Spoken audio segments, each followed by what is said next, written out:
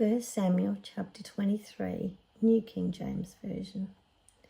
Then they told David, saying, Look, the Philistines are fighting against Keilah, and they are robbing the threshing floors. Therefore David inquired of the Lord, saying, Shall I go and attack these Philistines? And the Lord said to David, Go and attack the Philistines and save Keilah. But David's men said to him, Look, we are afraid here in Judah. How much more then if we go to Keilah against the armies of the Philistines? Then David inquired of the Lord once more. And the Lord answered him and said, Arise, go down to Keilah, for I will deliver the Philistines into your hand. And David and his men went to Keilah and fought with the Philistines, struck them with a mighty blow, and took away their livestock. So David saved the inhabitants of Keilah. Now it happened when Abiathar, the son of Amalek, fled to David at Keilah, that he went down with an ephod in his hand. And Saul was told that David had gone to Keilah. So Saul said, God has delivered him into my hand, for he has shut himself in by entering a town that has gates and bars. Then Saul called all the people together for war to go down to Keilah to besiege David and his men. When David knew that Saul plotted evil against him, he said to Abiathar the priest, Bring the ephod here. Then David said, O Lord, God of Israel, your servant has certainly heard that Saul seeks to come to Keilah to destroy the city for my sake. Will the men of Keilah deliver me into his hand? Will Saul come down as your servant has heard? O Lord God of Israel, I pray, tell your servant. And the Lord said, He will come down. Then David said, Will the men of Keilah deliver me and my men into the hand of Saul? And the Lord said, They will deliver you.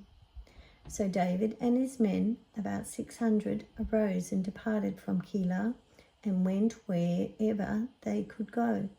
Then it was told Saul that David had escaped from Keilah, so he halted the expedition.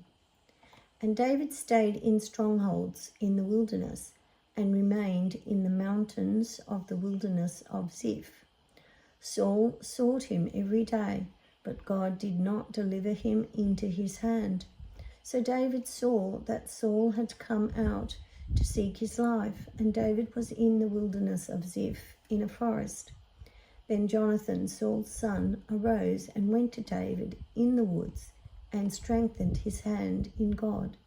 And he said to him, Do not fear, for the hand of Saul my father shall not find you. You shall be king over Israel, and I shall be next to you. Even my father Saul knows that. So the two of them made a covenant before the Lord, and David stayed in the woods, and Jonathan went to his own house.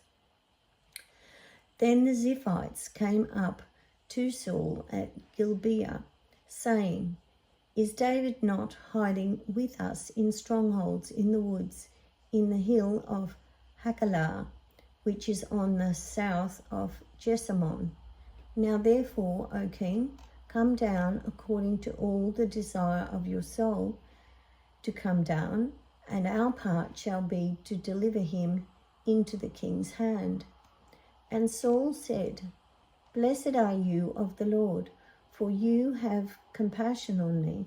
Please go and find out for sure and see the place where his hideout is, and who has seen him there, for I am told he's very crafty.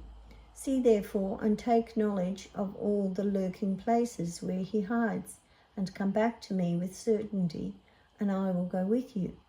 And it shall be, if he is in the land, that I will search for him throughout all the clans of Judah.